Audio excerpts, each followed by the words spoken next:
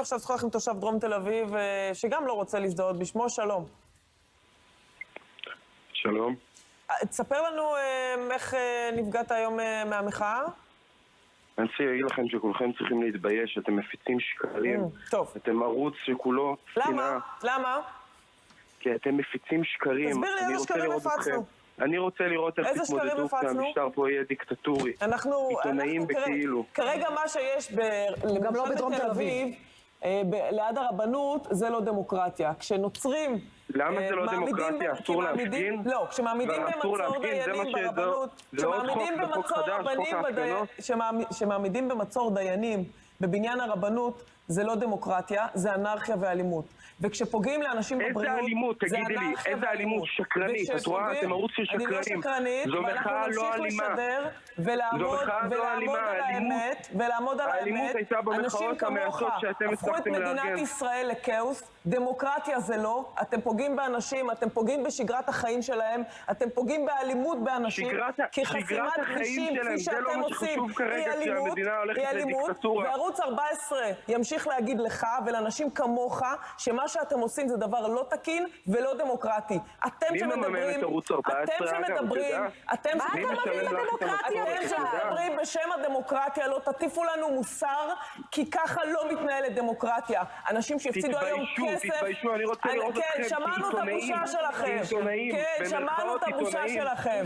אנשים שמאבדים כסף, אנשים שמאבדים את הבריאות שלהם בגללכם, ולכם לא אכפת. כן, עצמאים שנתקעו בבית היום בגלל החסימות שלכם. כי האדון שמדבר איתי עכשיו החליט שהוא רוצה לחסום את מדינת ישראל. מי אתם בכלל שתחסמו את מדינת ישראל? מי אתם שתנהגו ככה? זה בושה וחרפה. זה לא דמוקרטיה. אתם לא הרוב. אתם מיעוט קטן, צעקני, אלים. לא עברתם את אחוז החסימה. אתם לא הרוב. סליחה רגע. אתם לא הרוב. אתם מיעוט קטן, אנרכיסטי ואלים שחוסם את מדינת ישראל ומחזיק את כולם בשבי. אתם ממש לא הרוב. אתם לא יודעים לכבד דמוקרטיה. יש פה ראש ממשלה, קוראים לו בנימין נתניהו. הוא נבחר על ידי 64 מנדטים במדינת ישראל, ואתם חושבים... הוא עשה מחטף, אתם קראתם לבנט מחטף. הוא לא דיבר מילה על הרפורמה המשפטית. אל תגיד, לא דיברו מילה, ישב אצלי שר המשפטים. מי דיבר על חוק המתנות? מי דיבר על חוק הסבירות? ישב אצלי באולפן יושב ראש הכנסת אמיר אוחנה, כולם דיברו על הרפורמה המשפטית. שאלה ראשונה שהם נשאלו זה הרפורמה המשפטית. הרפורמה המשפטית זה השאלה הראשונה שנשאלה כשהם ישבו אצלי באולפן, אחד אחרי השני. זה רפורמה נחוצה, עילת הסבירות. הנה אני אומרת לך, עילת הסבירות זה בדיחה, זה שטות. צריך לבוא אחרי עילת הסבירות, שינוי הרכב בוועדה לבחירת שופטים. עיתונאית למופת, זה מה היועמ"שים, אחד החוקים החשובים ביותר. אוי, אני בעל עסק. איך קוראים לך, אדוני? ולא הגעתי לעסק שלי היום. איך קוראים לך? אני, מה שאמרתי לך, בן. בן. תגיד, למה עילת הסבירות, למה ביטול צמצום עילת הסבירות זה דבר שהוא יגרום לדיקטטורה במדינת ישראל? תקשיבי. תענה לי, למה צמצום עילת הסבירות יגרום לדיקטטורה במדינת ישראל?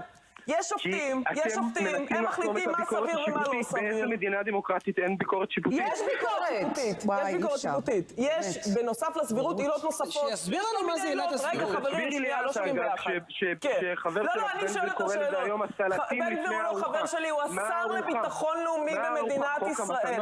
לא, השר לביטחון לאומי במדינת ישראל. במה חוק המתנות? תגיד, בן, אני מנסה להבין ממך, למה צמצום עילת הסבירות? העובדה שעילת הסבירות לא תחול על נבחרי ציבור, פוגעת בדמוקרטיה של מדינת ישראל. מכיוון שמחר חברייך בממשלה... הם לא חברים, הם שרים בממשלת ישראל. בסדר, את השקרים האלה תספרי לאחרים. דמוקרטיה, זה דמוקרטיה, כן. גם זה לא נכון. הם יוכלו למנות אנשים מושחתים, לעשות קומבינות מכל הדבר הזה, בלי שבית המשפט יבוא ויעצור את זה. אבל לבית המשפט יש עילות נוספות. יש עילת המידתיות, עילה שבגינה ביטלו חוק רק לפני כמה ימים, את חוק הפיקדון לעובדים הזרים. עילת הסבירות זה הסלטים לפני הארוחה, הוא אמר בעצמו, לא? כן, כי יש רצון בממשלה לשנות את הרכב הוועדה לבחירת שופטים. הרכב שהוא לא דמוקרטי בעליל. כמו שאמרו הרבה, הם היו מאמינים שעילת הסבירות, סליחה, ואת יודעת, יש דברים באמת במערכת שצריכים שינויים. איזה דברים? שזה זה, הנה, בן, על מה תוכל להסכים בשינויים במערכת? תפסיקי לדבר, תקשיבי לי. אני מראיינת, סליחה. אני מראיינת, אולי הבנת אולי, פה זה דמוקרטיה, אני מראיינת, אתה משיב על השאלה. אבל את לא נותנת לי לענות, אני נכון? נותנת לך לענות, אתה מדבר כבר 5 דקות, 6 דקות, תפסת לי זמן מסך בערוץ 14, תראה כמה כבוד קיבלת.